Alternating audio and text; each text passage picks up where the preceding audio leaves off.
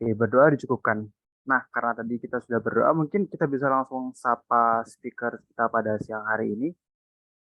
Halo Kak Dava, gimana kabarnya Kak Dava? Halo, halo. Alhamdulillah baik. Oke, sudah siap atau belum Kak Dava? Sudah, sudah. Oke, karena Kak Dava mungkin juga udah semangat lagi buat share kembali ilmu-ilmunya. Mungkin bisa langsung aja kita kasih kesempatan buat Kak Dava untuk maparin materi buat hari ini, yaitu terkait case study uh, seat style atau CSS. Oke, mungkin buat Kak Dava waktu, tempat, dan media dipersilahkan. Oke, terima kasih atas kesempatannya. Jadi yang belum kenal mungkin aku mau kenalan dulu ya. Namaku Dava. Jadi aku di sini mau sharing tentang CSS.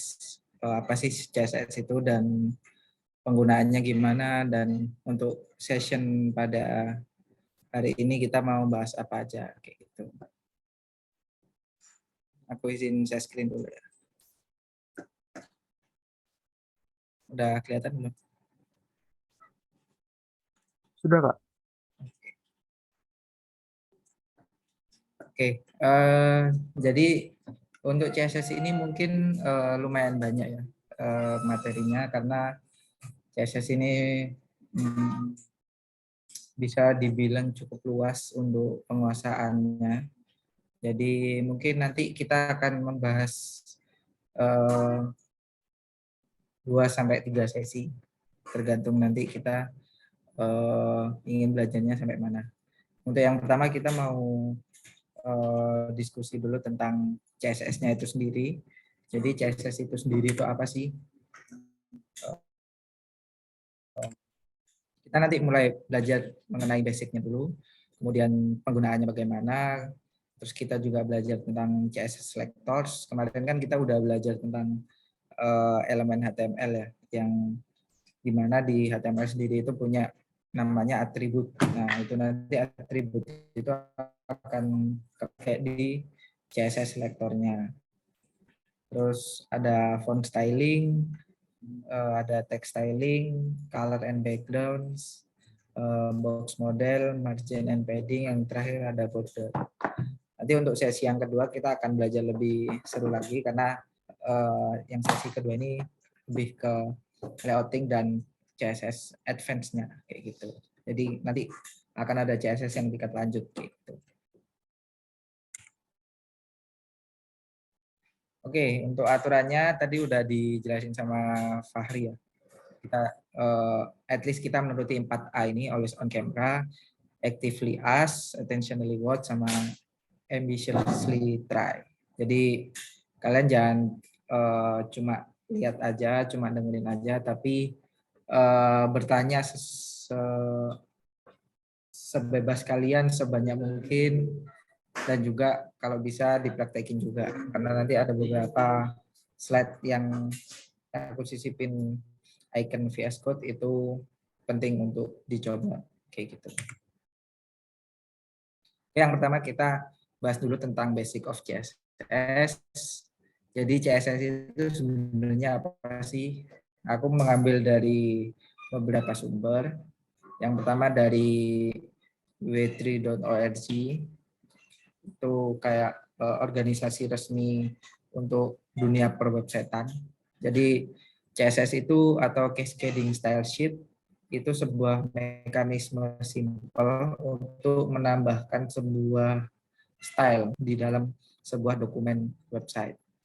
Terus Cascading Style Sheet ini juga sebenarnya bahasa style sheet, jadi bukan bahasa pemrograman, karena digunakan untuk mendeskripsikan sebuah dokumen yang ditulis dalam bentuk HTML atau XML. Nah, CSS ini juga mendeskripsikan bagaimana elemen itu harus ditampilkan di dalam layar atau ditampilkan dalam kertas atau yang lain-lain gitu. Nah, CSS merupakan singkatan dari Cascading Style Sheet, itu juga sama kalau di sumber with3schools.com ini juga menjelaskan bagaimana elemen HTML itu ditampilkan di layar atau di media yang lain. Nah, CSS ini itu merupakan penggunaan yang bisa meringankan beban kerja kita, karena kita bisa mengontrol sebuah layout web page itu yang banyak itu dalam satu CSS aja kayak gitu. Nah, itu nanti kita akan bahas yang namanya external style sheets. Nah, kenapa sih kita harus menggunakan CSS? Nah, jadi sebelum adanya CSS itu kalau misalkan kita ingin membuat sebuah tulisan hello world kayak gini dengan tulisan yang di tengah, gedenya ini 6 kali lipat dengan fontnya itu, nama fontnya itu Arial, warnanya biru, itu membutuhkan elemen HTML sebanyak ini, ada 7 baris. Jadi kita harus ngisiin fontnya dulu menggunakan tag font, size-nya berapa, color-nya apa, face-nya apa, terus kemudian ditengahkan tulisannya ini menggunakan tag center, kemudian baru kita menggunakan H1 buat tulisannya. Nah, ini akan sangat repot kalau misalkan kita itu pakai elemen yang serupa. Itu ada banyak, misalkan H1-nya ini ternyata nggak cuma satu aja, bisa aja 10, saja 50 kan. Nanti ada 7 baris dikali 10 dikali 50, pasti kan repot kan.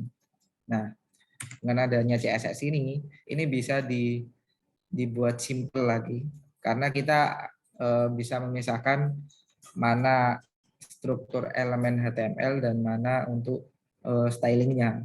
Jadi semisal aku punya H1 hello world di sini, kemudian aku pengen ngasih perilaku yang sama dengan yang sebelumnya, dikasih font size sebesar 96 pixel, font family-nya Arial, warnanya biru, dan tulisannya rata tengah. Dan ini nanti kalau misalkan kita menggunakan H1 sebanyak 10 kali, kita nggak perlu nulisin CSS-nya 10 kali juga. Karena ini udah include untuk semua elemen menggunakan elemen H1 kayak gitu. Jadi semuanya ini udah dibuat simple lah, dengan satu style tapi elemennya bisa banyak kayak gitu. Nah, membahas tentang strukturnya dari CSS sendiri, itu CSS juga punya struktur. Yang pertama itu ada selektor.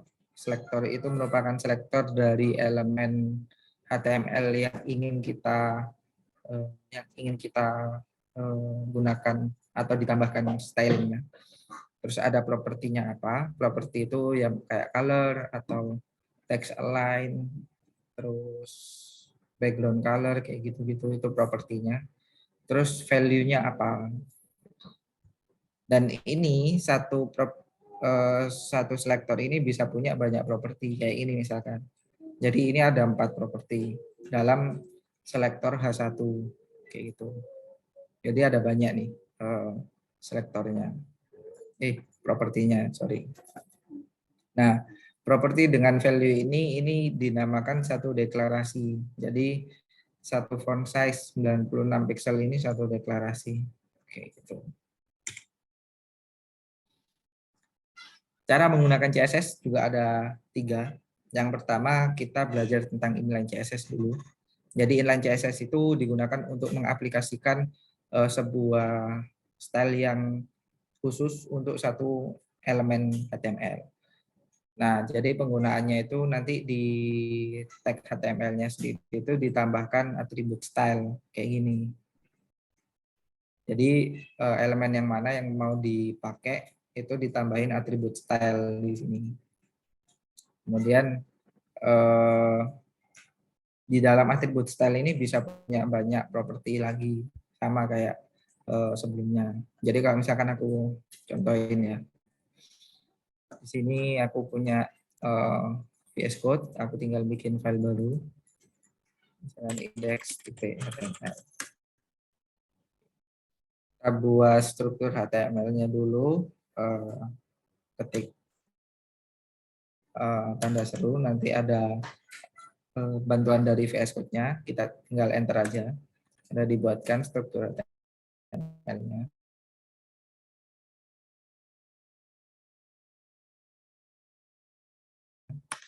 Terus dokumennya misalkan session.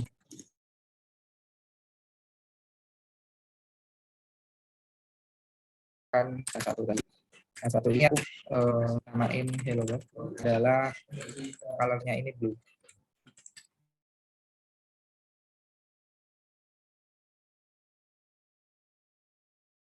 Mohon maaf Mas, mohon maaf motong. Font size-nya, ya. Kayaknya tadi jaringannya Mas Dava agak putus-putus gitu Mas. Ataukah itu hanya di saya ya? Tadi agak putus-putus gitu Mas. Ya kan? Yang lain gimana? Sama nggak? Ya, Mas, putus-putus, Mas. Iya Mas, putus-putus. Di saya juga agak sedikit lag, Mas. Putus. Oke, bentar.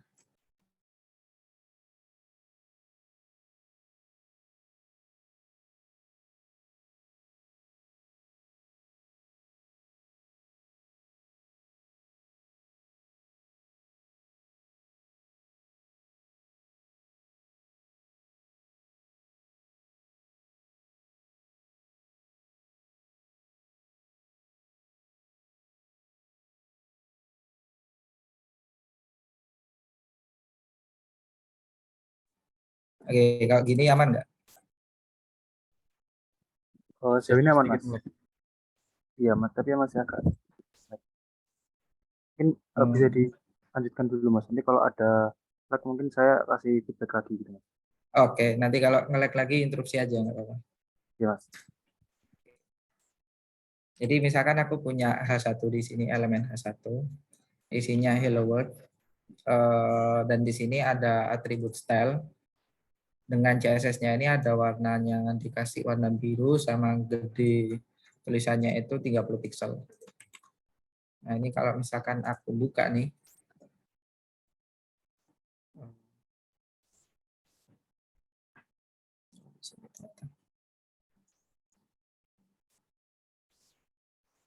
nah ini udah kelihatan kan. Jadi dia ini warnanya warna biru dengan font size-nya ini 30 pixel. Misalkan aku besarkan lagi, misalkan 60 pixel. Nah ini nanti jadinya gede. Ini penggunaan CSS inline kayak gitu, dengan menambahkan atribut style di dalam tag pembuka HTML-nya. Kalau misalkan aku tambahkan elemen P di sini, terus aku tambahkan style juga di sini, color-nya color aja atau text align.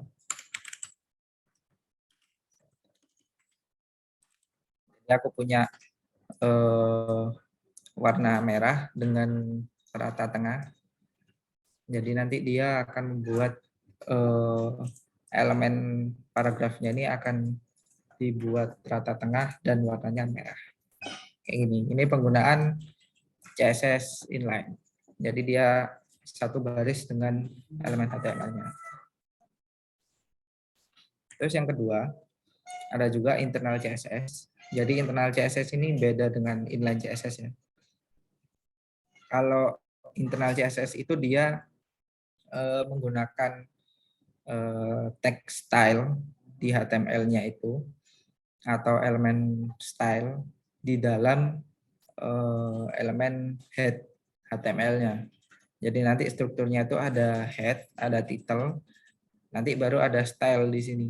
Dan stylenya ini isinya adalah CSS kayak gitu. Kita coba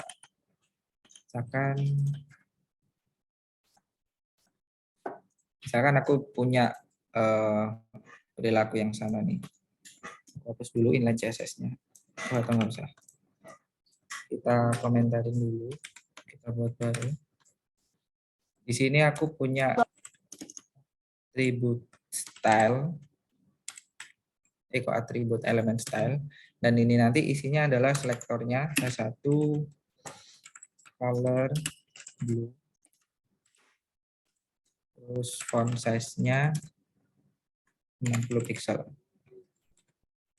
Terus aku kasih paragraf lagi. Color-nya red. Dan text align.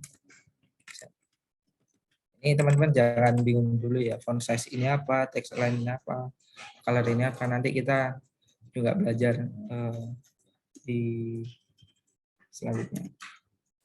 Oke, aku punya elemen H1 di sini, nggak ada CSS-nya. Elemen P juga di sini nggak ada CSS-nya, tapi aku bikin CSS baru di sini di dalam elemen head, di sini di bawahnya elemen title. Kalau misalkan aku save, perilakunya juga sama. Oke. Kalau misalkan ini tak kecilin, nah ini juga bisa. Kayak gitu. Ini namanya inline CSS. Internal CSS. Kalau inline itu kayak gini. Terus ada lagi yang terakhir adalah external CSS. Jadi external CSS itu dia kayak memisahkan file HTML dengan CSS. Yang nantinya file HTML sama CSS-nya itu akan dihubungkan dengan elemen link di dalam elemen head. Jadi nanti keuntungannya dari pemisahan CSS ini, mungkin nanti suatu saat kalian punya beberapa halaman HTML gitu ya. Tapi ternyata semua halamannya itu punya CSS yang sama. Jadi nanti file CSS-nya bisa satu, tapi bisa untuk banyak file HTML, itu juga bisa. Karena dengan menggunakan external style sheet atau external CSS, kamu bisa mengubah semua isi tampilan dari website itu dengan mengubah satu file CSS saja, kayak gitu. Jadi kalau misalkan kita coba di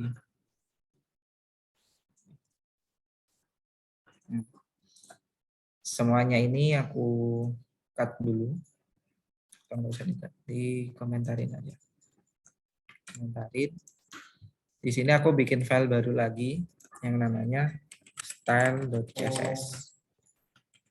Nah, isinya adalah sama kayak ini. Nggak ada bedanya. Nah, udah.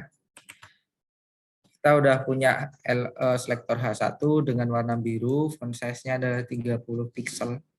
Kemudian ada selektor untuk P, untuk elemen P dengan warnanya red, dan ratanya rata tengah. Nah, ini kita sambungkan dengan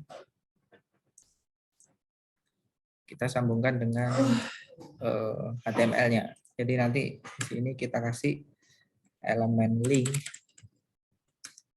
Nah, link ini punya dua atribut. Yang pertama, rel-nya ini apa? Rel itu semacam tipe dokumen yang disambungkan itu apa? Karena kita menggunakan CSS, di sini kita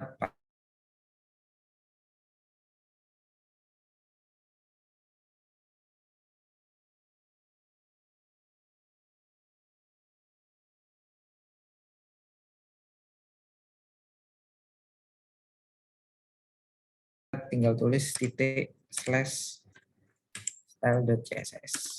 Oke. Kita save. Nah, sama aja.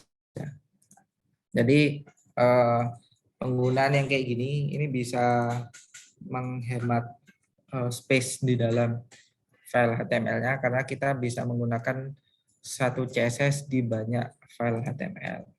Kayak gitu. Nah, ini contohnya juga ada sama. Jadi kita memisahkan file HTML dengan file CSS, nanti jadinya satu halaman yang udah dikasih style.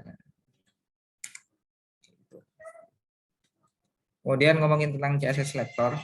Jadi CSS selector itu digunakan untuk mencari atau menyeleksi sebuah elemen HTML yang kita ingin kasih stylenya. Jadi ada beberapa selektor. Yang pertama itu simple selector, itu bisa based on nama elemennya. Kayak misalkan H1 ini kan berarti nama elemennya adalah H1. Terus bisa menggunakan atribut ID di dalam HTML-nya atau berdasarkan atribut kelas di dalam elemen HTML-nya. Nah, dari simple selector ini bisa juga dikombinasikan karena nanti kombinasinya itu akan berpengaruh terhadap seberapa detail seleksi yang diberikan di CSS-nya. Jadi nanti semakin spesifik itu nanti akan semakin diprioritaskan untuk menggunakan CSS-nya kayak gitu. Terus ada pseudo class selector sama pseudo class element, ini nanti akan dibahas di CSS Advance kalau nanti mungkin akan dibahas. Kalau enggak nanti mungkin teman-teman bisa belajar sendiri di internet juga ada banyak. Terus yang terakhir itu adalah atribut selector. Itu based on atribut atau nilai atributnya.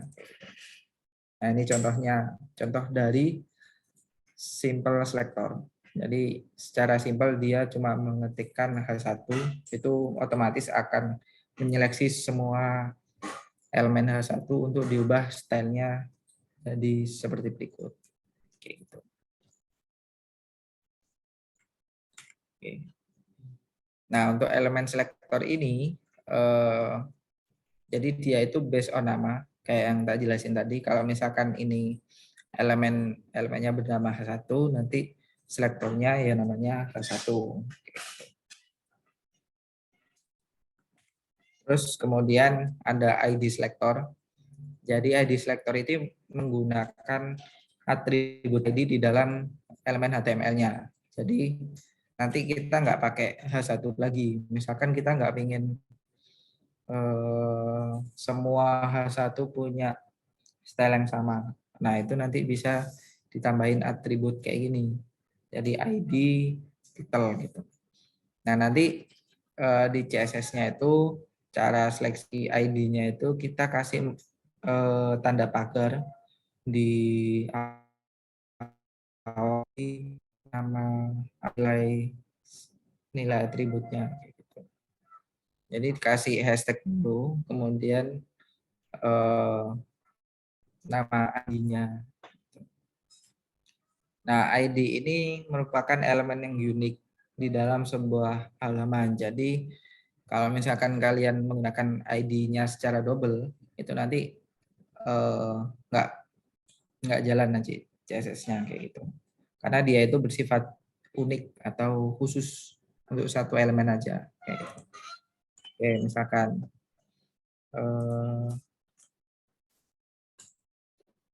ini misalkan. Jadi aku pengen H1-nya ini tak kasih ID title. Nanti di H1-nya ini dikasih nah ini juga sama nanti asalnya karena hashtag title ini mewakili ID title. Jadi nanti CSS-nya ini akan mencari tahu satu file HTML ini mana sih yang punya ID title itu, ternyata ini. Nah, ini nanti yang dicari. Terus kalau misalkan menggunakan kelas selector, itu jadi kita menggunakan atribut kelas HTML-nya. Yang membedakan adalah kalau menggunakan kelas itu dia menggunakan titik. Jadi kalau tadi kan pakai hashtag, pakai tanda pagar. Tapi kalau kelas itu kita pakai titik. Nah, kelas ini kita atribut nilainya bisa sama di semua HTML. Misalkan kalau aku misalkan punya elemen P lagi, saya kasih ipsum juga. Ini kelasnya adalah description. Terus ini juga kelasnya.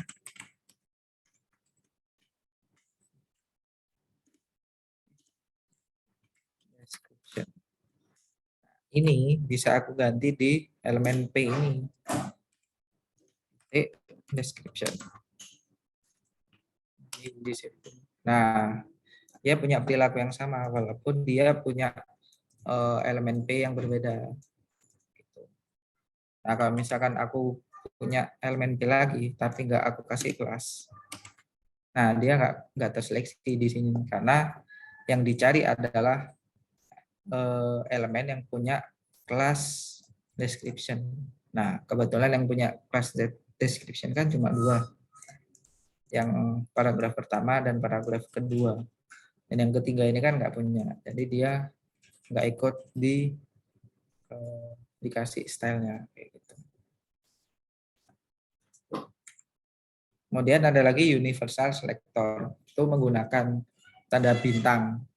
Jadi universal ini sifatnya untuk keseluruhan elemen HTML ya. Jadi nggak memandang elemennya ini khusus atau enggak. Jadi kalau misalnya kena bintang, itu pasti untuk semua elemen. Misalkan aku pakai elemen bintang di paling atas. Bintang kan color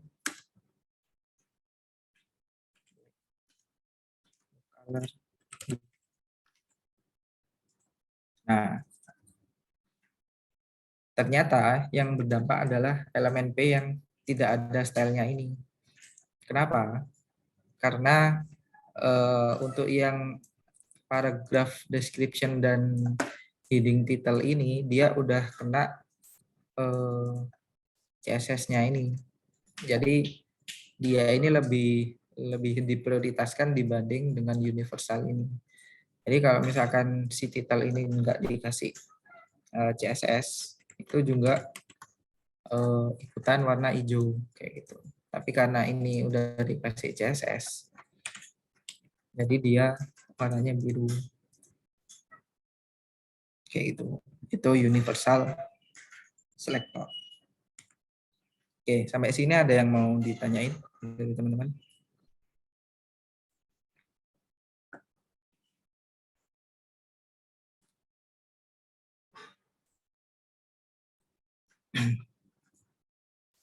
Oke, Nadaswari, silakan. Kak, aku mau nanya, tadi yang di dokumen style CSS itu berarti kita bisa nambah style yang beda-beda ya di heading 1, heading 2, itu bisa dijadiin satu ya? Di satu dokumennya itu, di satu filenya itu? Yang bisa Iya, nanti kita link, bisa ya? Oh, okay. Bisa. Terus nanti kalau pas nge-link itu kita pakai address dari ke file biar bisa ke HTML-nya itu gimana? Sama aja? Jadi kemarin kan kita juga udah belajar atribut. Oh, nanti disesuaikan sama tag-nya itu ya? Ya, benar. Oh, oke. Jadi sebenarnya sama sih untuk semua href, kayak href-nya Anchor yang kemarin untuk hyperlinks, kemudian src yang di image, itu isinya sama. Jadi nanti bisa pakai relative link atau mungkin pakai link website gitu, link URL gitu bisa. Semuanya bisa. Oke, makasih Kak. Oke, ada lagi?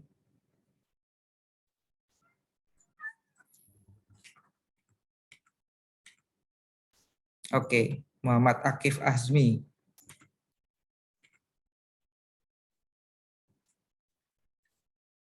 Saya mau nanya Kak, saya tadi masih bingung kayak sama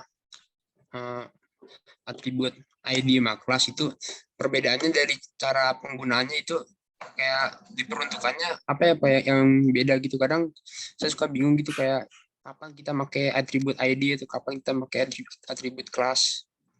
Oke. Gitu. Iya. Oke, jadi ini mungkin sedikit tips juga ya dari aku. Kalau misalkan kita pakai kelas itu kapan, kalau pakai ID itu kapan. Jadi mungkin untuk ID itu kita menggunakannya itu karena dia bersifat unik kan. Jadi kita tuh menggunakannya biasanya untuk section bagian mana gitu. Misalkan di sebuah halaman web itu kan ada bagian header-nya, kemudian description-nya, kemudian mungkin daftar isinya atau footer-nya kayak gitu-gitu. Nah, itu kita menggunakan satu section itu, pembungkusnya itu menggunakan atribut ID. Nah, untuk yang kelas itu bagaimana? Jadi kelas itu digunakan untuk elemen yang mungkin kita pakainya itu berulang-ulang. Kayak misalkan tombol. Mungkin kita punya satu tombol, tapi satu tombolnya itu bisa dipakai di semua bagian gitu. Nah, itu kita pakai kelas, namanya itu sama. Misalkan namanya tombol gitu. Jadi nanti kita tinggal panggil kelas tombol, nanti pasti akan membentuk yang sama dengan yang sebelum-sebelumnya kayak gitu. Jadi penggunaannya ya kalau misalkan ID itu lebih ke bagian pembungkus dari banyak elemen, jadi satu sectionnya itu. Kalau kelas itu untuk yang detail-detail tapi bisa dipakai secara berulangan kayak gitu. Kayak gitu sih. Gimana? Masih bingung? Oke, baik Kak. Terima kasih Kak. Oke. Ada lagi? Oke, Nathaniel Takeshi. Baik, terima kasih banyak atas kesempatannya. Kalau kalau boleh tahu lebih sering pakai CSS-nya itu di satu halaman yang sama-sama HTML atau dipisah atau bagaimana? Kalau boleh tahu. Dari Oke. sini aku juga bisa lebih kayak dapat adaptasi lagi berikutnya. Jadi kayak biar tahu gitu lebih terbiasa sama apa jadi bisa ngikutin sertifikat. Terima kasih banyak. Oke, jadi lebih mending dipisah atau dijadiin satu sama HTML-nya gitu ya. Kalau aku sih seringnya dipisah. Kenapa? Karena yang pertama adalah kita nggak perlu menggunakan apa ya? Kita nggak perlu menggunakan CSS-nya itu di semua halaman. Kita nggak perlu ngetikin satu-satu di semua halaman HTML.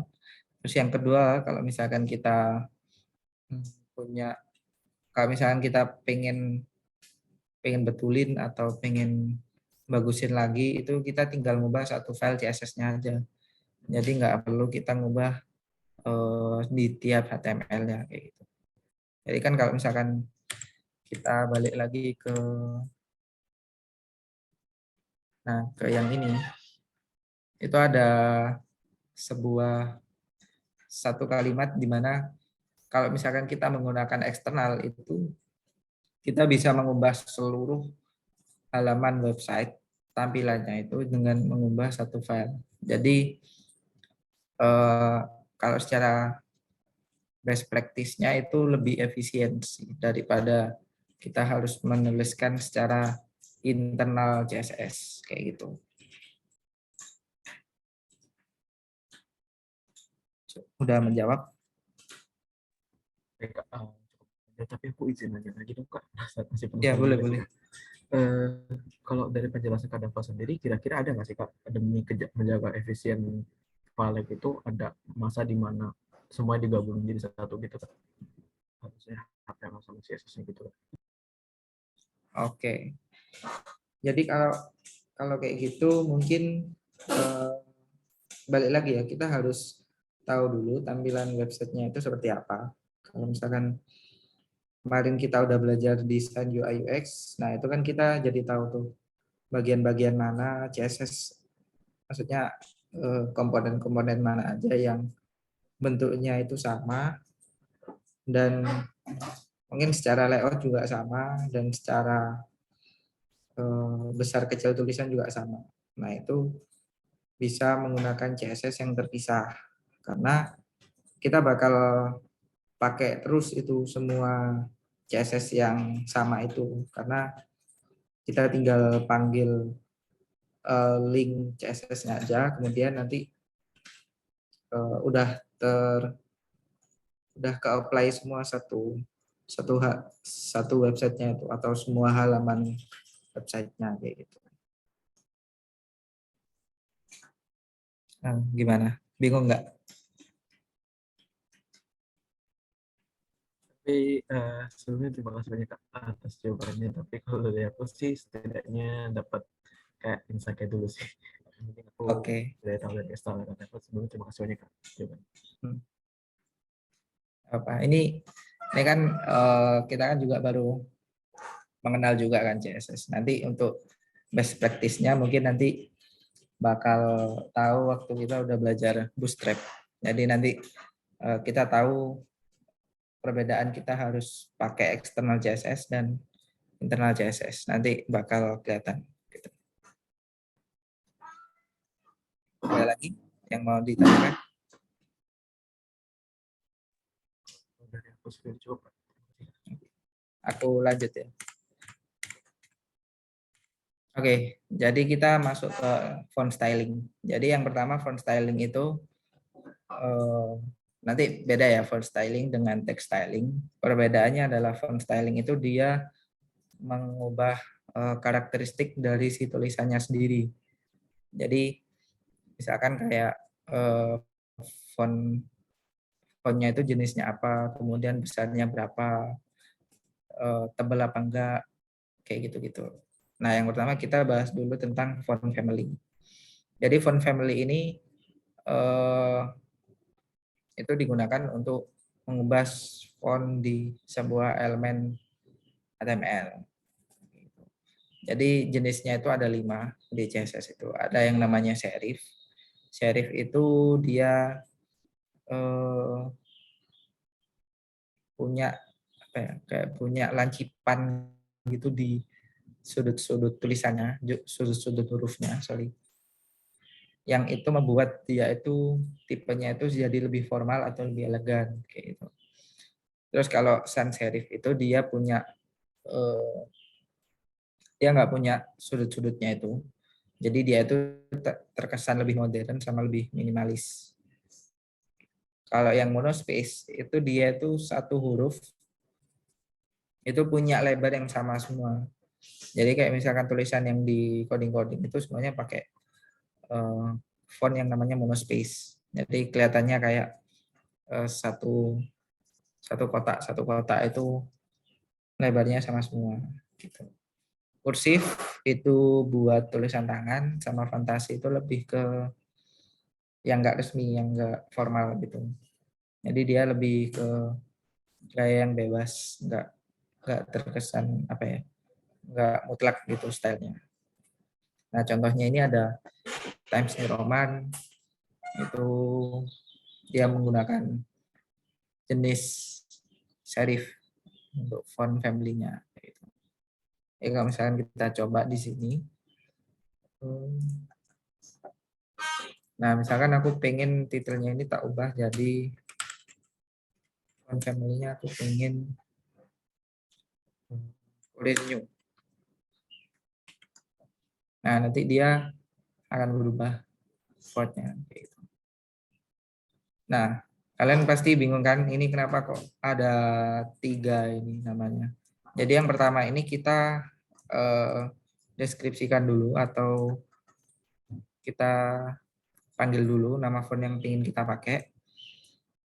Itu namanya apa. Tapi kalau nggak bisa, kalau misalkan di situ nggak ada, jadi nanti dia akan mencari alternatifnya. Font alternatifnya yaitu kurir ini. Kalau misalkan nggak ada, dicari lagi semua font yang jenisnya itu monospace. Kayak gitu. Ya kan kita kan kadang kan kita membuat website itu kita kan juga harus memikirkan secara publik ya, secara khalayak umum. Dan public itu juga kemungkinan bisa juga nggak punya nama font yang kita punya di laptop kita. Nah, itu dari CSS-nya sendiri itu menyarankan untuk menambahkan beberapa font alternatif. Kalau misalkan user yang lain yang ingin buka website kalian itu nggak punya font yang kalian inginkan. Jadi ini semuanya alternatif. Font alternatif pengganti dari Courier New. Gitu. Itu font family. Kemudian ada lagi, nah ini jenis-jenisnya. Kalau misalkan kalian lihat di sini serif, dia ada lancipnya gitu. Kalau sans serif nggak ada. Lorem itu dia punya lebar tulisan yang sama. Kalau kursif itu dia tulisan tangan, handwriting. Kalau fantasi itu ya dia bebas, gitu. Nggak mutlak stylenya. Terus ada lagi font style sama font weight. Font style itu apa? Font style itu untuk mengubah styling dari teksnya sendiri. Nah, itu bisa menggunakan bisa digunakan untuk mengubah tulisannya itu jadi miring atau di italic kayak gitu. Nah, ini yang penting nih. Jadi perbedaannya itu jangan baik yang perbedaannya dulu. Jadi font style ini punya value yaitu 3. Ada normal. Normal itu biasa dia nggak dimiringin. Kalau italic itu dia menggunakan font yang italic. Kalau oblique ini dia kayak yang aslinya lurus itu dimiringin. Gitu. Jadi dia itu nggak italic, tapi cuma dimiringin aja. Gitu. Nah, perbedaannya adalah italic itu dia fontnya itu beda dengan yang lurus. Bentuknya itu beda. Misalkan kalian yang lihat yang ini, yang sebelah kiri ini, bentuk A dengan A yang setelah di italic itu beda. Kalau A yang normal kan dia gini kan, ada kepalanya dulu. Tapi kalau A yang ini dia langsung A biasa gitu. Nah, itu italic. Tapi kalau oblique dia tuh nggak mengubah bentuk fontnya. Jadi kalau misalkan dia A-nya kayak gini ya nanti dimiringin aja, tinggal dimiringin. Itu italic. Jadi kalau misalkan dicontohkan, misalkan yang title ini aku kasih font style. Nah, dia tinggal dimiringin aja. Dan ini italic ini nggak semua font punya ya. Jadi beberapa font ini nggak support italic juga. Jadi kalau misalkan dia dipaksa untuk italic, dia nanti jadinya cuma dimiringin kayak gini, kayak gitu. Kalau misalkan dia ada kayak Arial gitu.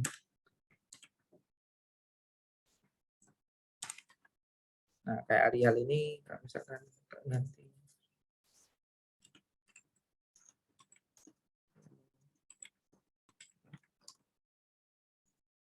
Arial ini kayaknya nggak punya, tapi kalau Times New Roman, nah ini.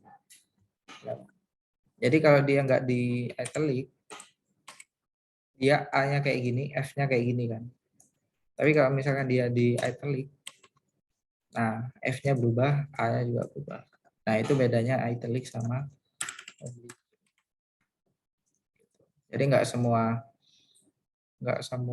font itu support italic, nggak semua font juga support oblique. Terus ada lagi font weight. Font weight itu cuma menambah ketebalan dari fontnya aja. Kalau misalkan kita pengen tebel ya ditebelin, kalau enggak ditipisin gitu. Value-nya ada bold, bolder, lighter, normal, terus 100 sampai 900. Jadi ini cuma value untuk misalkan kita pengen custom, tapi kalau yang bold sama border letter normal ini udah paten dari CSS-nya. Gitu. Kalau misalkan dicoba di sini, misalkan ini aku kurang tebel gitu ya, font width-nya 900. Nah ini paling tebel ini. Usah.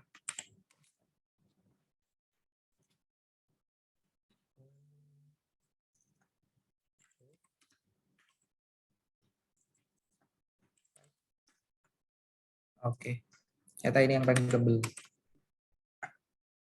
Nah, 900 ini adalah yang paling tebal, kalau 100 yang paling tipis. Nah, kalau 400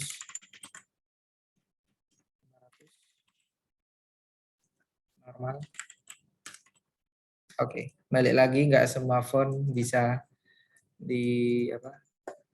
diasumsikan sama ya. Jadi tergantung fontnya lagi sekali lagi. Ini agak ribet sih, agak nyoba-nyoba juga. Kalau misalkan kita main di font, kita cari cocok-cocokan aja. Nah, bold sama light. Ya biasanya bold sama light. Font weight. Kemudian ada lagi yang namanya font size. Font size ini yang udah kita pakai. Ini juga font size. Jadi gedenya font itu berapa, sama line height. Nah, line height ini digunakan untuk menspesifikan spacing antar barisnya. Nah, kalau misalkan kita punya paragraf yang panjang,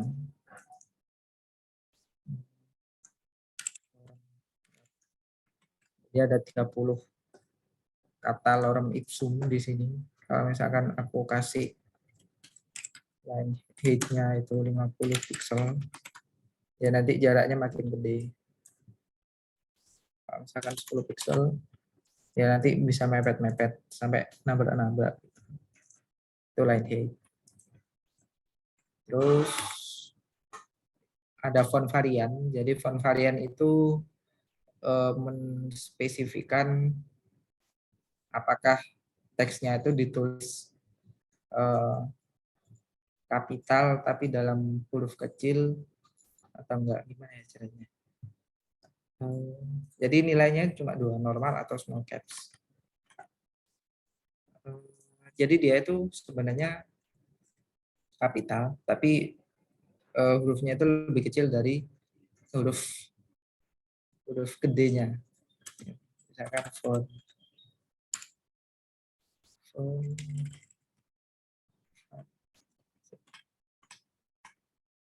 varian. Varian. Small caps. Nah, kayak gini. Jadi dia itu hurufnya kapital, huruf gede, cuman dia itu lebih kecil daripada huruf gedenya. Ya, bilangnya. Ya gitu. Jadi dia itu lebih kecil dari huruf gedenya, itu small caps. Kecil tapi kapital. Gitu. Nilainya cuma 2. Kalau nggak pakai normal. Normal ya nggak diapa-apain. Defaultnya normal. Nah, ini normal. Kalau small caps, ya berubah. Cuma 2. Nah, terus ada lagi yang namanya shorthand. Jadi CSS ini juga mensupport shorthand. Jadi kalau misalkan kalian ngetik kayak gini kan kayaknya kepanjangan kan.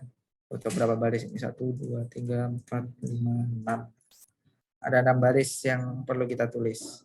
Tapi semuanya ini bisa ditulis dengan shorthand 1 baris aja yang udah mencakup semua properti untuk mengubah font itu.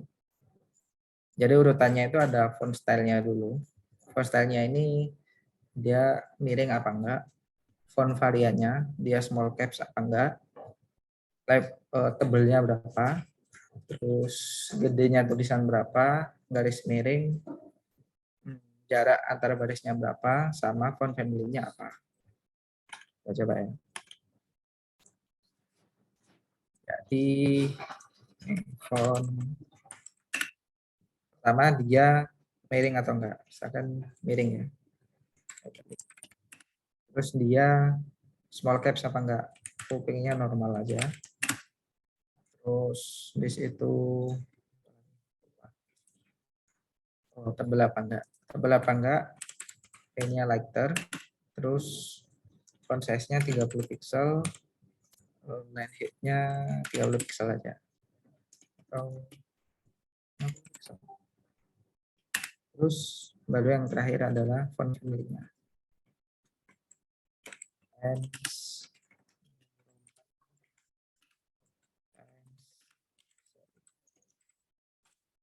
Nah, ini bisa dihapus. Kita nggak bakal pakai. Nah, kalau misalnya dilihat, hasilnya sama. Nggak ada bedanya. Misalkan kita ganti display bold aja. Nah, ini juga berubah dia.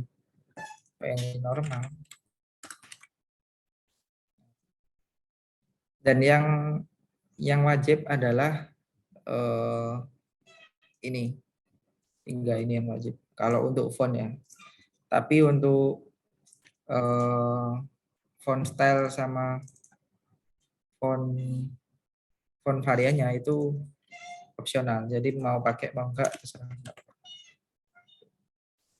Jadi gini aja udah mewakili 1, 2, 3, 4 properti CSS. Gitu. Itu untuk font.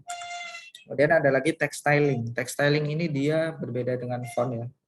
Kalau font tadi mengubah karakteristik hurufnya atau tulisannya. Kalau yang ini adalah menambahkan sifat tulisannya. Jadi ya ini sifatnya bisa tengah apa enggak, terus warnanya apa, kemudian macam-macam. Yang pertama adalah text alignment. Jadi dia ini bisa dibuat rata secara horizontal atau secara vertikal. Kalau yang horizontal ini biasanya di paragraf, kalau yang vertikal ini biasanya di tabel yang paling kelihatan. Kayak gitu. Value-nya kalau yang text align ini, untuk properti text align, itu ada rata kanan, rata kiri, rata tengah, atau rata kedua sisi.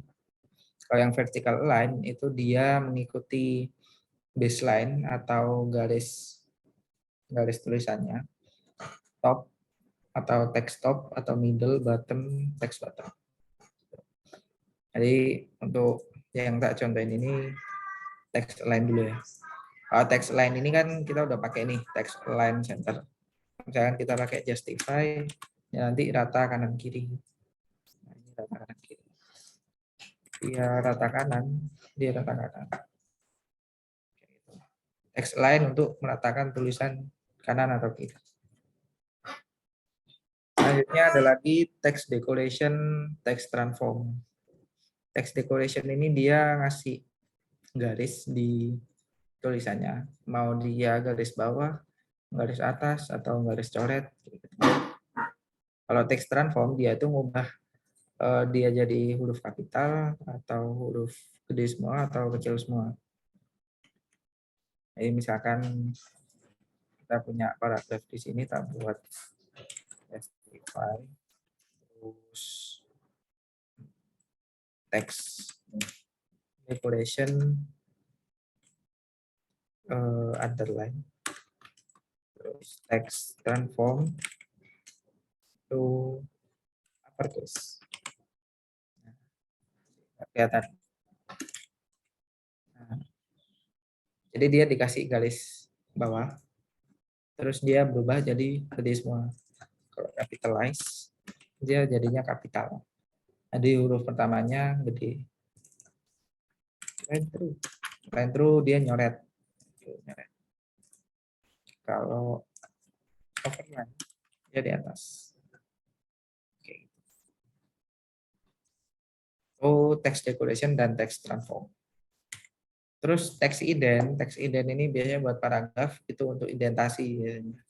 Jadi kalau misalkan kalian lihat di buku-buku kan ada yang menjorok kanan dikit gitu. Nah, itu text indent. Kalau text shadow dia bikin bayangan di tulisannya sih. Oke, coba ya. Langsung dicoba aja biar enggak lupa. Teks apa tadi? Teks indent. Teks indent. Teks indent misalkan 50 pixel. Nah, ini teks indent. Jadi dia agak jorok untuk di baris pertamanya. Kalau text shadow. Text shadow ini dia ngasih bayangan. Jangan tak kasih di title sini ya. Text shadow. Text shadow ini parameternya adalah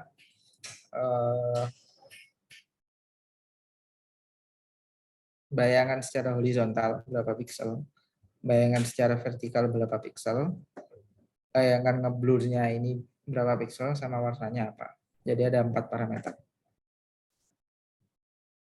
Misalkan di sini 3 pixel, 10 pixel,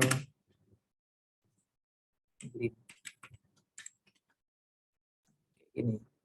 Nanti dia ada blurnya. Kalau misalkan kalian nggak mau ada blurnya juga bisa. Jadinya kayak ini. Dia nggak ngeblur. Kasih blur dikit. Nah, ada blurnya dikit kayak gitu.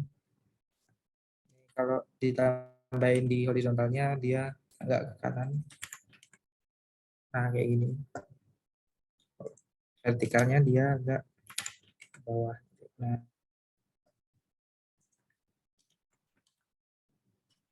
gitu.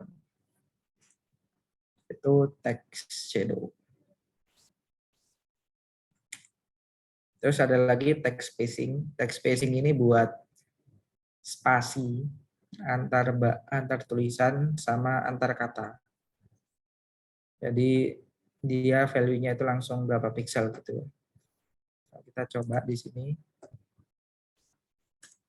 Letter spacing-nya misalkan 5 pixel. Nah, dia nanti jaraknya antar hurufnya itu 5 pixel. Banyakkan 1. Nah, 2. Terus ada lagi word spacing. 10 pixel. Nah, nanti jarak antar katanya itu makin gede. Makin gede kan. Spasinya makin gede. Itu word spacing. Kalau letter spacing jarak antar hurufnya. Kalau word spacing jarak spasinya, jarak spasi antar katanya. Nah, terus untuk pewarnaan sama, kita tadi juga udah pakai warna di sini. Nah, ini termasuk pewarnaan yang menggunakan nama warnanya. Selain itu juga bisa menggunakan RGB.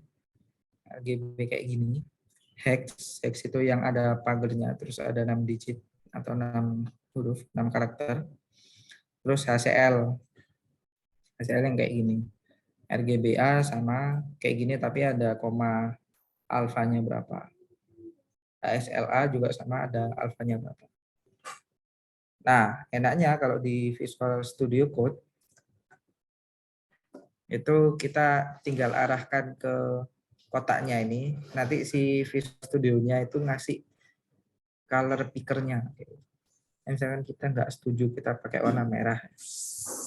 Dan kita mau pakai warna pink.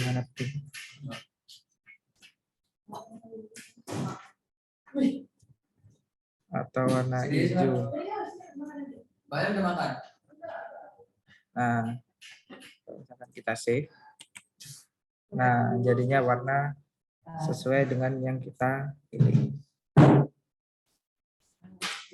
Nah, jadi kita tinggal ngetik aja, gampang.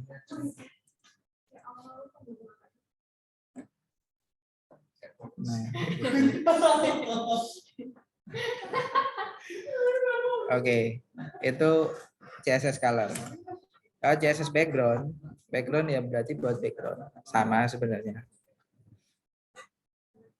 Kalau background juga menggunakan warnanya hex atau RGB. Terus dia juga bisa dikasih opacity. Jadi opacity itu dikasih warna seberapa padat warnanya atau seberapa transparan. Di mana nilainya itu di antara 0 sampai 1. Semakin kecil semakin transparan, kayak gitu.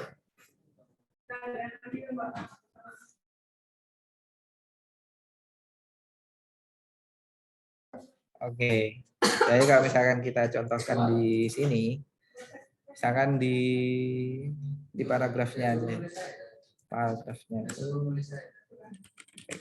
color.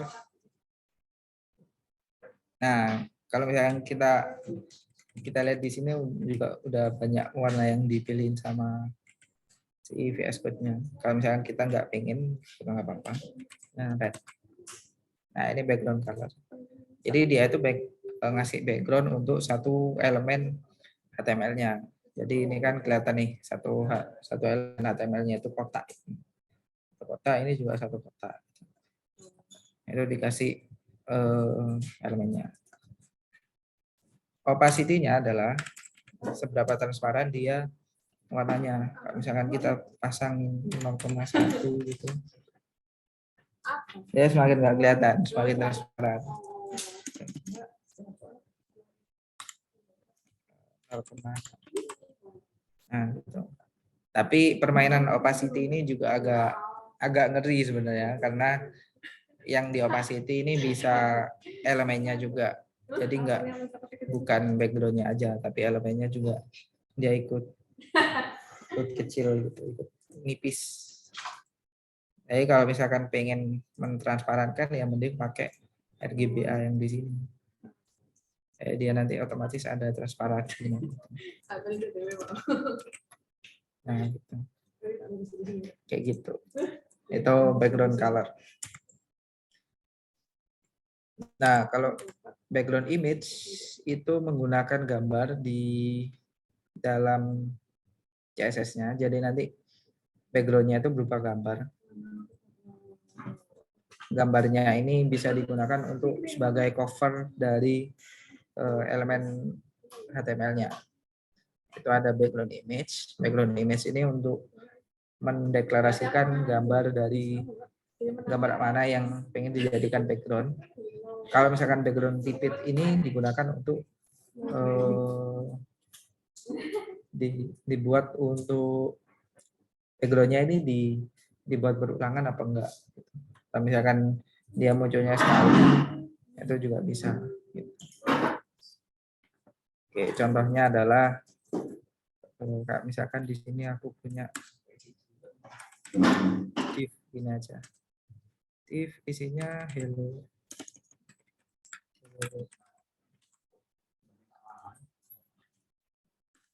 Divnya ini tak kasih kelas background.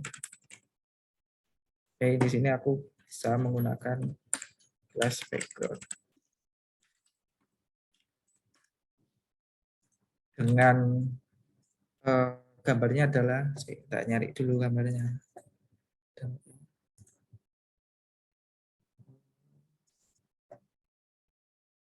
Oh, ini gambarnya. Nah, ini aku udah punya gambar di sini. Misalkan image URL-nya juga relatif terhadap file CSS-nya. Jadi dia slash ganti dulu namanya. wiki.plg. Nah, gini. Dia ada background-nya berupa gambar gitu. Dan ini nggak kelihatan soalnya ya elemennya cuma segini aja. Tapi kalau misalkan kita kasih tinggi, itunya misalkan, nah, nanti bakal kelihatan. Ada background-nya. Background-nya juga dari gambarnya ini. Nah, kebetulan ini kan kayak gambarnya terlalu gede kayaknya. Jadi dibuat. Jadi yang kena cuma sebagian aja. Tuh. Terus background repeat. Background repeat ini dia digunakan untuk dia berkali-kali apa enggak sih gambarnya. Ini yang kecil gitu.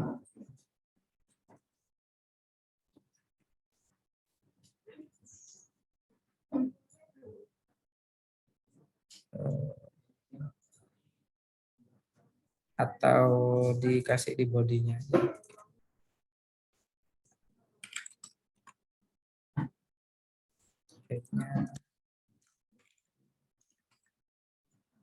Nah, ini adalah background repeat.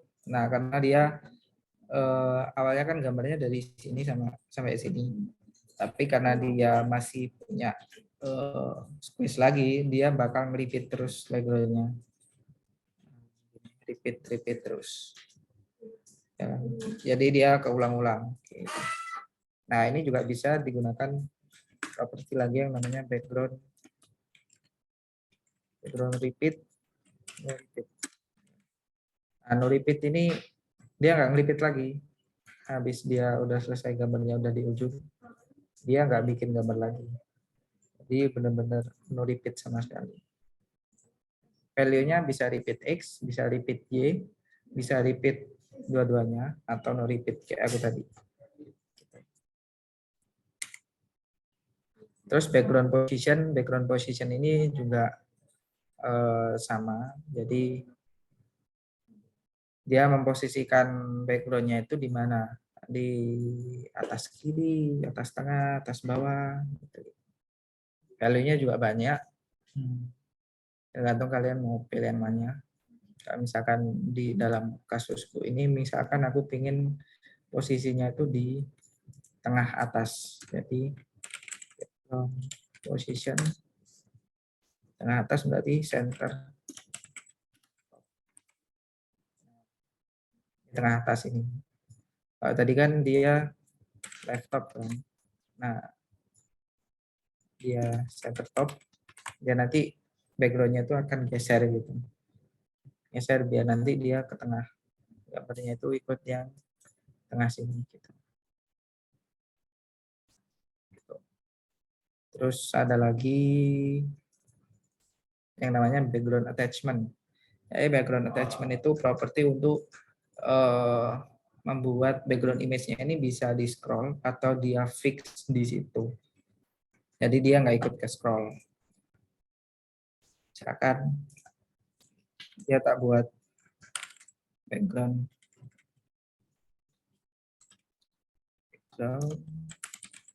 attachment fix.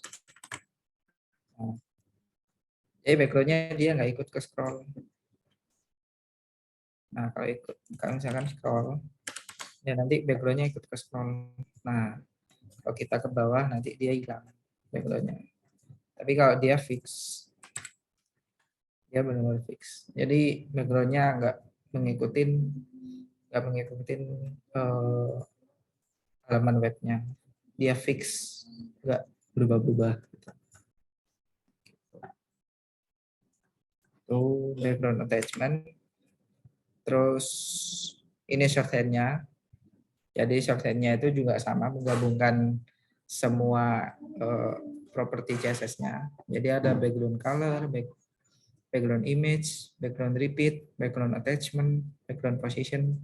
Kalau semuanya ini digabung menggunakan properti background, jadinya kayak gitu. Kayak gitu.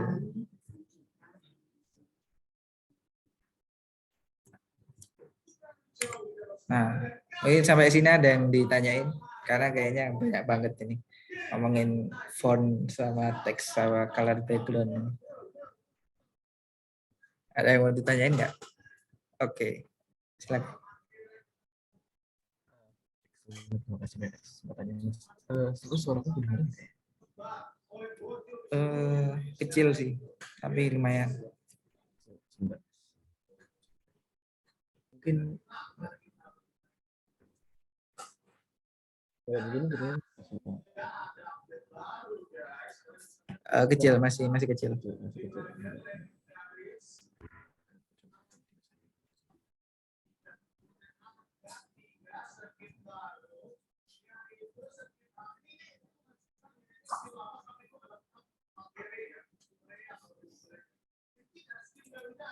Oh ya, mungkin ini aku kasih tips ya. Jadi kalau misalkan kalian mungkin bingung sama semua properti CSS-nya, nggak usah dihafalin, nggak apa-apa. Kalian cari di Google ya, nggak apa-apa.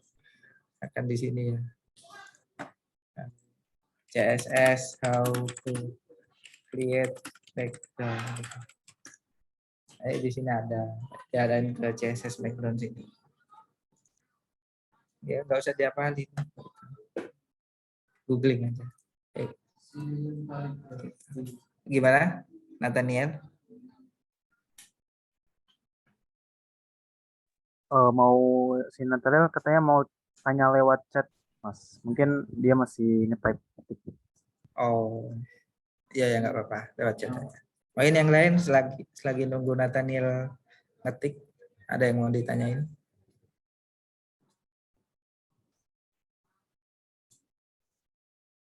Kalau font-fontnya itu biasanya untuk tahu adanya versi apa, apakah cek fontnya atau kadang suka ngehafal sendiri kan? Oke, ini ngomongin hafal atau enggak ya? Enggak sebenarnya. Jadi kalau misalkan kalian cek di Google Font, ini dia sudah menyediakan semua font yang disediakan oleh Google. Jadi kita tinggal pilih aja font sesuai keinginan kita. Misalkan tadi kita mau pakai yang monospace ya. Times New Roman nih.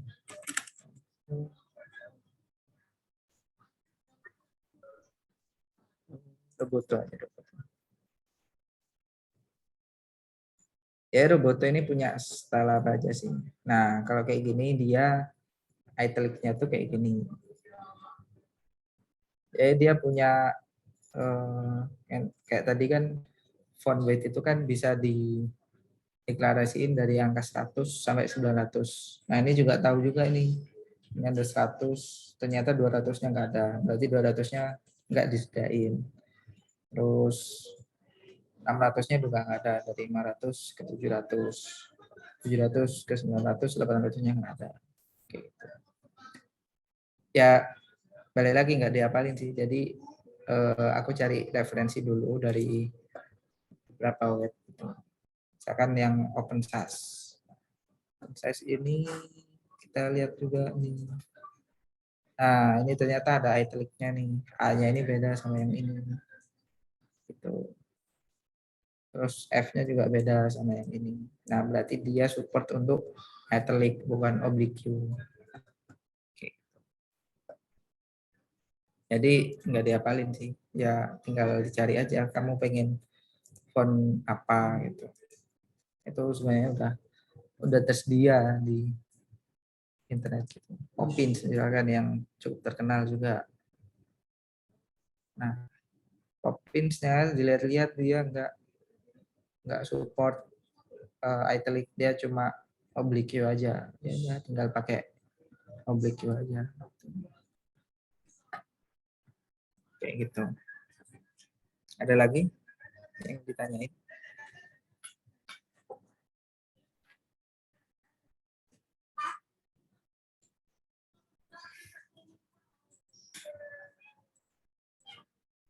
Oke. Yang lain mungkin ada yang mau ditanyain?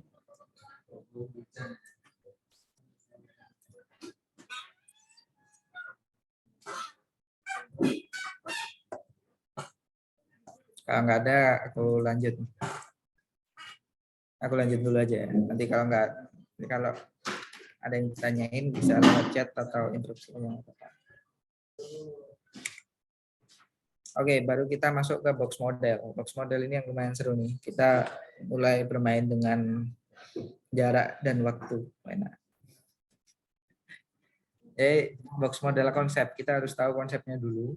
Jadi CSS itu punya sebuah konsep yang namanya box model, di mana box-nya itu merupakan bungkus dari elemen HTML-nya. Gitu. Yang isinya adalah ada konten, ada padding, ada border, ada margin. Gitu. Kalau misalkan diilustrasikan, konten elemennya itu ya kayak hello world gitu. Ini dia satu kotak gini. Nah, nanti jarak antar konten ke border itu ada yang dinamakan padding. Padding itu kayak jaraknya gitu. Terus ada bordernya sendiri. Itu jaraknya berapa? Sama jarak dari border keluar, itu margin. Jadi margin itu antara elemen yang punya border sama elemen lain, itu margin. Kalau padding ini antara konten sama border. Intinya kayak gitu. Nah, misalkan aku punya elemen yang kayak gini. Jadi aku punya div dengan atribut kelas namanya box, dan ada juga div dengan atribut kelas namanya konten, isinya itu hello world. Nah, div box ini tak kasih margin 20 pixel. Jadi dari border keluar ini 20 pixel. Kanan kiri atas bawah. Paddingnya juga 20 pixel, berarti dari bordernya ini 20 pixel. Bordernya sendiri itu 5 pixel lebarnya. Dan boxnya sendiri itu punya elemen boxnya ini punya tinggi 100 pixel kayak gitu. Nah, yang konten ini juga sama, hitnya ini 100%. Jadi maksudnya 100% itu dia memenuhi tinggi dari boxnya ini.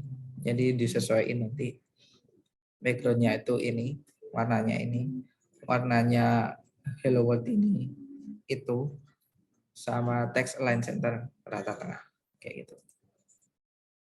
Nah, kalau misalkan kita hitung nih, elemennya itu kan tadi kan tingginya kan 100 pixel kan. Kalau kita sesuaikan sama yang ini, tingginya kan tadi 100 pixel. Tapi ternyata setelah kita buat sebuah elemen ini di dalamnya ada padding dan border, dia itu totalnya tuh nggak 100 pixel. Jadi berapa nih? 100 tambah 20 tambah 5 tambah 20 tambah 5 150. Jadi satu elemennya itu 150. Di luar dari marginnya kan 20 pixel. Jadi satu elemennya ini itu punya tinggi 150 pixel. Sedangkan padahal kita udah deklarasiin dia itu tingginya 100 pixel. Nah, kalau misalkan kita udah ngoding itu pasti kita bingung. Lah kan secara perhitungan ini 100 pixel. Tapi kok habis ditambahin padding sama border kok nggak sama gitu tingginya. Nah, ini kenapa? Nah, di CSS sendiri itu ada yang namanya box sizing. Jadi box sizing itu membuat satu elemennya itu ukurannya itu bisa termasuk padding sama bordernya. Nah, yang menghasilkan adalah nanti hitung-hitungannya itu akan pas dengan CSS yang kita gunakan. Kalau misalkan nanti tingginya 100, ya udah berarti 100 itu udah termasuk padding sama bordernya. Nah, value-nya ada dua, ada content box sama border box. Jadi kalau content box berarti dia sizing box-nya itu sesuai dengan isi kontennya. Kalau yang sebelumnya kan tadi isi kontennya kan 100 pixel. Nah, ini kan 100 pixel. Nah, ini box sizing-nya itu berdasarkan content box-nya. Gitu. Sedangkan kalau border box berarti dia itu masukin semuanya yang di dalam bordernya itu, termasuk bordernya sendiri. Nah, tinggal nambahin satu value lagi, box sizing border box, itu nanti mempengaruhi kalkulasi dari tinggi elemennya. Gitu. Jadi kalau tingginya ini kalau dihitung sekarang 5 tambah 20 tambah 20 tambah 5 berarti kan 50 tambah 50 berarti 100. Nah, berarti segini ini udah sesuai nih sama height yang udah kita deklarasiin. Jadi kita nggak perlu hitung-hitung lagi. Kita deklarasiin aja tingginya seberapa, tapi itu udah termasuk padding sama bordernya. Box model. Nah, ngomongin soal box model ini juga nggak lepas dari lebar sama tinggi ya. Jadi kalau lebar sama tinggi itu juga kita deklarasiin dengan satuannya itu bisa pixel, cm, em, rem, persen, atau auto. Nah, em, rem, auto ini apa? Nanti bakal kelihatan. Persen kayak tadi dia itu seberapa persen penuhnya sesuai dengan kontainernya ataupun bungkusnya. atau elemen pembungkusnya lah. Nah, propertinya ini nggak cuma height sama width aja. Kalau misalnya di sini kan kita pakai height. Jadi height-nya ini 100 pixel. Tapi bisa juga menggunakan max height, itu mendeklarasikan maksimum tinggi dari elemen. Kalau max width maksimal lebar maksimalnya. Kalau min height lebar tingginya, minimal tingginya. Kalau min width itu minimal lebarnya. Oke. Semuanya perilakunya sama. Tinggal kasih berapa persen. Nah, baru kita bisa masuk ke yang namanya margin sama padding. Margin sama padding ini itu digunakan untuk mengenerate jarak antara elemennya atau isi elemennya di dalam sebuah border yang tadi tak jelasin tadi. Jadi dia itu punya properti di masing-masing sisinya. Bisa padding top, bisa padding right, bisa padding bottom, bisa padding left. Dengan satuannya sama. Pixel, centi, em, rem, sama persen. Nah, contohnya kayak gini. Misalkan aku punya padding yang berbeda-beda di tiap sisinya. Topnya 25, right-nya 25, bottomnya 16, left-nya 25. Nah, padding ini juga punya shorthand, di mana shorthandnya ini juga membuat kita ngetiknya itu nggak panjang, nggak butuh berbaris-baris.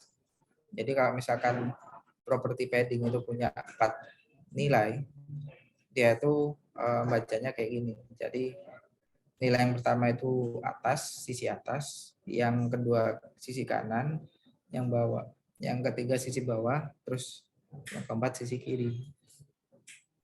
Jadi atas, kanan, bawah, kiri. Terus kalau misalkan dia punya 3, itu yang pertama itu atas, yang kedua itu kanan kiri, yang bawah, yang ketiga itu yang bawah. Atas, kanan kiri, bawah. Kalau yang dua value atau 2 nilai itu atas bawah atau kanan kiri. Terus kalau dia punya 1, dia mendeklarasikan paddingnya itu untuk semua sisi, atas bawah kanan kiri semuanya sama 25 pixel. Kayak gitu. Ini shorthandnya. Kalau marginnya itu sama sebenarnya, sama kayak padding, tapi dia kan perilakunya di luar dari boundaries-nya. Gitu. Nah, misalkan elemennya segini, kalau kita kasih margin ya atasnya 25, kanannya 55, bawahnya 15, kirinya juga 15. Kayak gitu. Sama bisa pixel, cm, em, rem, persen, atau auto. Kayak gitu. Nah, ini juga margin punya shorthand juga sama kayak padding. Jadi kalau dia punya 4 ya atas kanan bawah kiri. Kalau dia punya 3 atas kanan kiri bawah. Kalau dia punya 2 atas bawah kanan kiri. Kalau dia punya 1 itu untuk semua sisi atas bawah kanan kiri. Ini kalau yang ini mungkin perlu diingat-ingat sih kalau yang ini, karena kadang kita pakai juga gitu, biar nggak deklarasiin satu-satu. Nah, yang terakhir ada border. Ini udah materi yang terakhir. Jadi border itu menspesifikan border yang digunakan itu seperti apa. Border style itu punya beberapa value. Ada dot, ada dash, ada solid, ada double, ada groove, bridge, inset, offset, non-hidden. Kalau dot itu dia titik-titik, dash itu dia garis-garis, solid itu dia satu garis penuh lurus. Double punya 2 garis, groove itu dia 3D. Ya ini bisa dicoba sendiri-sendiri sih. Terus border color juga sama. Jadi border color ini sama kayak yang color atau background color. Dia bisa dinamain warnanya atau hexnya atau RGB-nya atau ASL-nya. Atau dia bisa transparan juga, nggak ada bordernya, itu juga bisa. Terus border width itu dia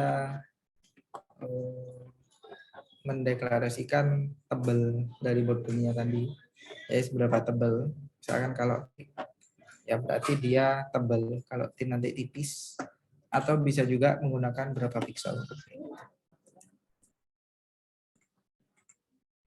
Nah, semua properti yang tadi, border width, border style, border color, itu punya sortnya sendiri-sendiri untuk mendeklarasikan tiap sudutnya, tiap sisinya, sorry.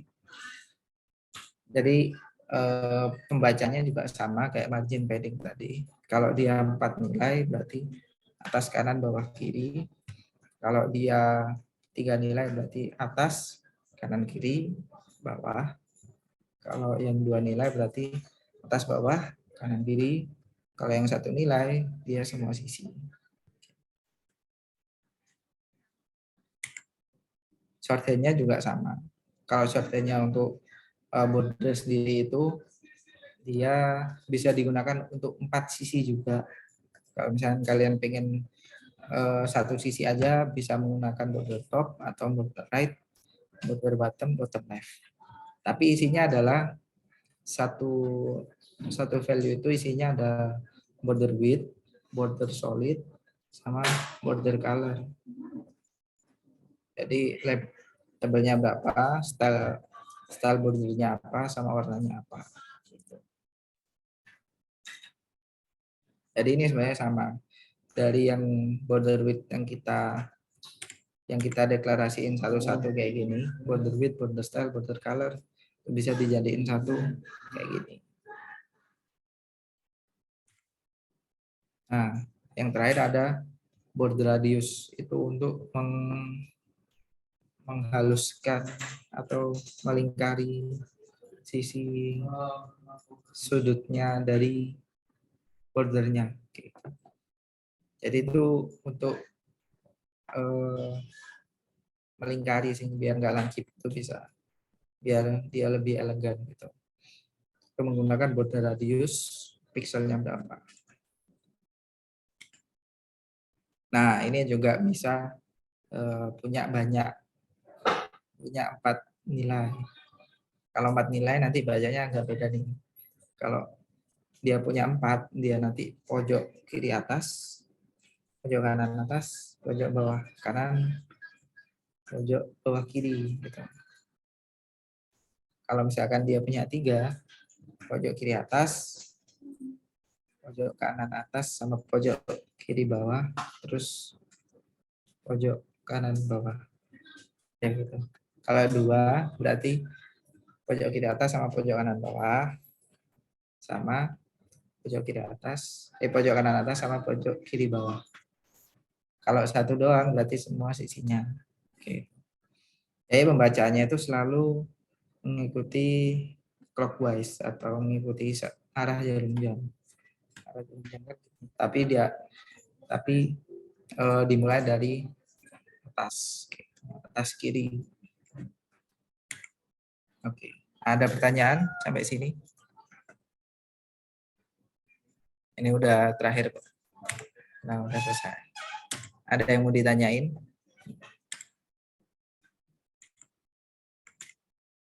Monggo Kak, yang mau ada ditanyain. Agak banyak ya CSS ini. Ini masih ada satu sesi lagi, kita membahas CSS lagi. Jadi jangan bosan tentang CSS. Tapi kalau misalkan kalian udah bisa CSS, itu kalian bisa bikin web yang udah bagus sih, udah layak untuk di publish.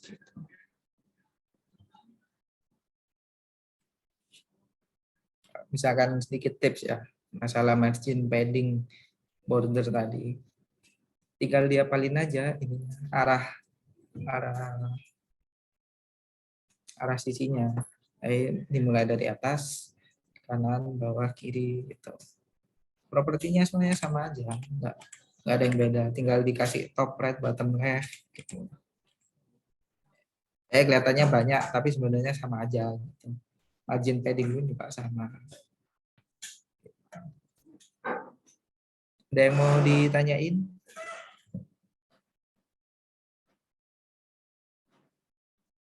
Atau masih bingung? Nggak apa-apa, bingung tanya aja. Daripada nanti bingung di tengah-tengah.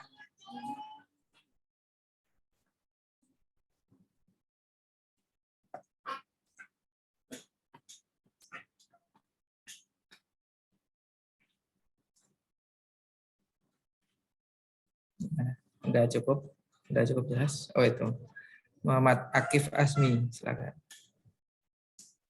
Saya ingin bertanya, Kak.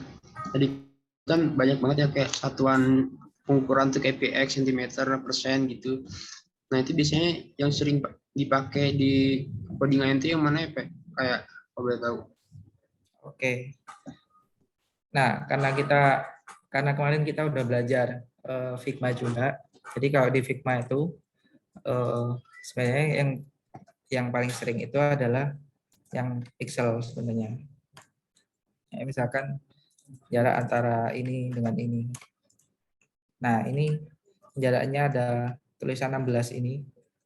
Itu adalah satunya pixel gitu. Kalau misalkan kita cari tahu lagi di sini bisa diinspek. Nah, ini juga rata-rata kita pakainya pixel kalau di Figma itu.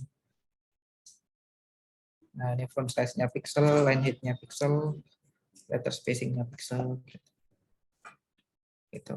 Kalau di Figma, kalau kalian udah desain di Figma dulu, kemudian diimplementasikan di coding, itu ya rata-rata pakai pixel.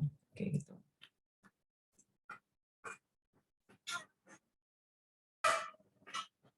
Oke, Jawab?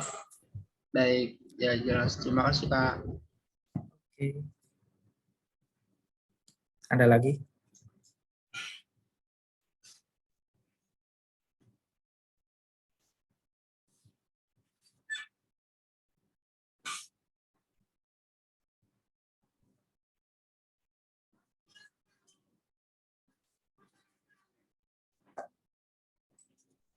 Aku tunggu sampai 246. Mungkin nanti nggak ada bisa ditutup. Siapa tahu kalian ingin mencerna dulu gimana sih belajarnya, gimana sih kok bisa apa? Nggak apa sih banyak. Kadang juga lihat dari W3 School gini. W3 School di sini kan juga banyak topik-topiknya. Misalkan kalian bingung yang box model, di sini udah dijelasin juga box model itu. Terus kalau kalian lupa margin padding, itu di sini juga ada.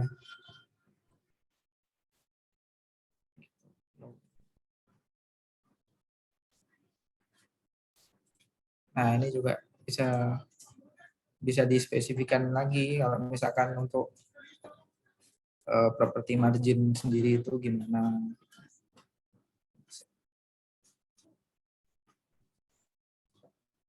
Ada yang di chat nih.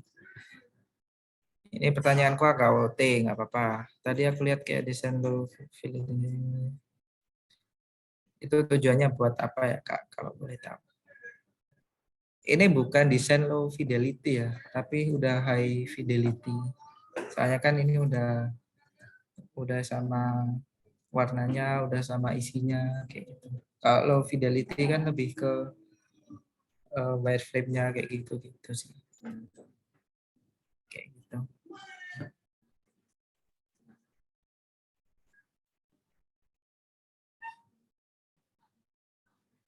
Udah menjawab? Tujuannya buat apa? Tujuannya buat biar aku tahu webku itu isinya apa aja sih. Jadi biar nggak bingung nanti kalau coding terus bingung ini tak isi apa ya, kemarin lupa gitu. Itu juga bisa.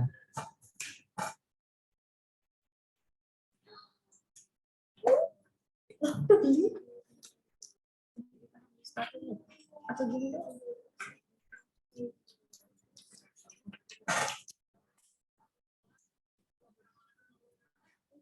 Ada lagi. Jadi desain dari Figma itu tidak bisa dihubungkan langsung ke Elementor. Enggak bisa. Jadi kita tetap desain ini untuk sebagai visual kita doang. Kita memvisualisasikan kayak gimana nanti. Kalau masalah CSS-nya juga sebenarnya udah ada juga, misalkan untuk satu teks judul ini itu udah kita deklarasi, udah dikasih juga CSS-nya pakai elemen properti apa aja, value-nya berapa gitu. Jadi nggak cuma sebatas desain dasar, bisa membantu CSS-nya juga sebenarnya kalau diinspek di sini. Tapi ya tetap kita perlu adjust ulang juga di HTML-nya karena nggak selamanya yang disediain CSS di Figma ini juga sama kayak di website gitu.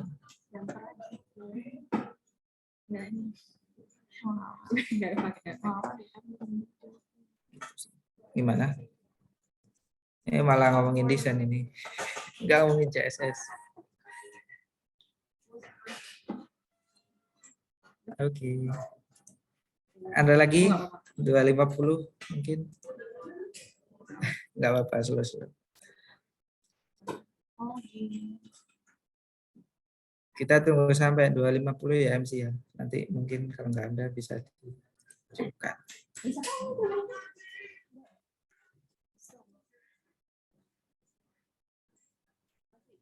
Masih ada satu lagi kok.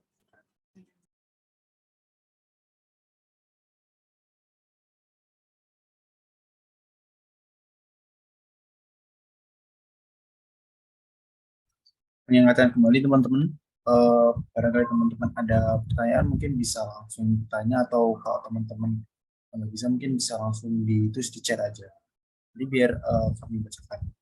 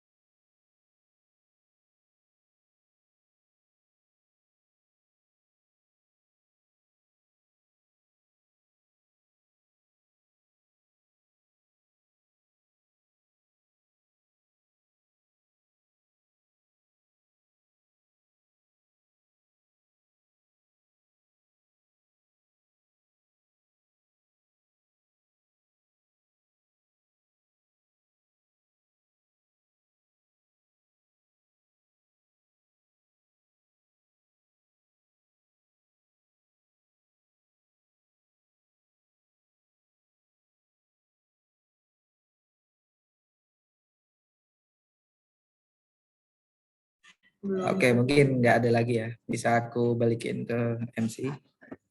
Terima kasih. Oke, terima kasih banyak atas materi CSS-nya ya Mas Dafa. Tadi kita udah belajar banyak banget soal CSS ya, dari definisi dasarnya sampai gimana cara kita itu menyisipkan CSS ini di tengah-tengah HTML, terus sampai yang lebih ribet lagi kayak urusan fontnya, terus gimana kita tuh insert gambar, terus urusan border dan sebagainya. Nah, tentu itu kan tadi banyak banget teman-teman. Nanti setelah ini teman-teman jangan lupa materi yang sudah didapatin dari hari ini itu teman-teman praktekin gitu. Misal nanti teman-teman coba-coba cari proyek di internet, atau mungkin nanti teman-teman ngerjain tugas dari Ajak Jago. Nah, jadi kebetulan untuk khusus week ini sama week kemarin pasti digabungin. Jadi mungkin bisa langsung sekalian interaktif gitu ya. Jadi teman-teman bisa ngaplikasiin dua hal sekaligus gitu, HTML sama CSS. Terus aku juga ingetin lagi ke teman-teman bahwasanya jangan lupa juga untuk mengisi presensi yang udah kami sebarkan lewat chat gitu ya. Karena tanpa presensi kehadiran teman-teman nggak bisa di tracking oleh kami gitu. Terus last but not least gitu ya, aku juga ingetin lagi ke teman-teman bahwasanya Program ini adalah program kolaborasi dengan Breakpoint ID, sebuah startup pembuatan website yang berlokasi di Surabaya. Jadi mungkin teman-teman ada perlu bikin website gitu ya, entah itu untuk organisasi, komunitas, UMKM atau lain sebagainya, mungkin bisa langsung cek ke IG-nya langsung di breakpoint.idn. Itu aja sih. Terus aku mau konfirmasi lagi sih Mas Java, apakah tidak ada materi lanjutan Mas ini? Apakah sudah selesai?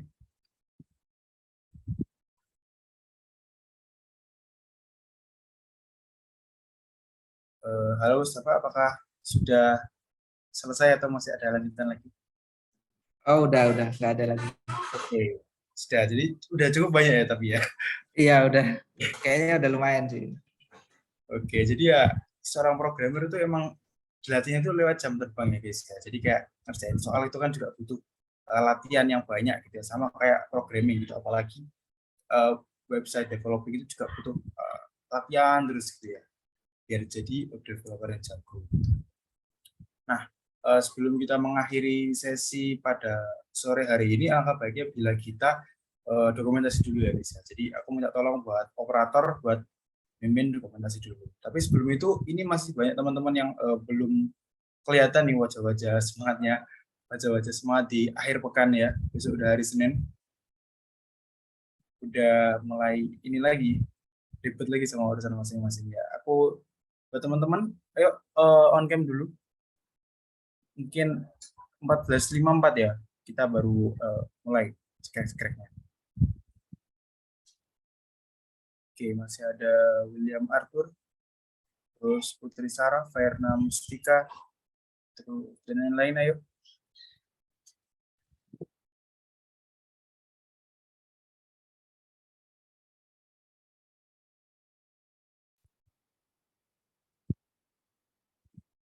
Oke, udah 14.54, mungkin bisa dimulai dokumentasinya. Oke. Oke, sip. Ya. So, thank you MC. Aku bakal hitung dalam hitungan 3 ya. Jadi siap-siap ya. Dalam 3, 2, 1, cheese. Oke, mantap. Lagi dong. Oke, dalam hitungan 3, 2, 1, cheese. Oke, terima kasih ya guys. Yuk, untuk itu aku balikin ke MC lagi. Oke, makasih banyak buat teman-teman tadi ya. Sekali lagi makasih juga buat Mas Dava karena sudah berkenan hari dan mengisi materi pada sore hari ini gitu ya. Terus jangan lupa buat teman-teman ngisi link presensi yang ada di chat nih ya. Di copy dulu, kalau misalnya teman-teman takut lupa gitu ya, di copy terus nanti langsung disikat gitu presensinya. Oke, karena ini adalah akhir dari pertemuan kita. Saya Fahri Reza selaku moderator atau MC pada sore hari ini mengucapkan maaf apabila ada salah kata atau perbuatan. Jangan lupa juga buat datang di next week, kita juga masih ada pertemuan. Tetap semangat dan selamat siang guys. Oke, sampai ketemu next week.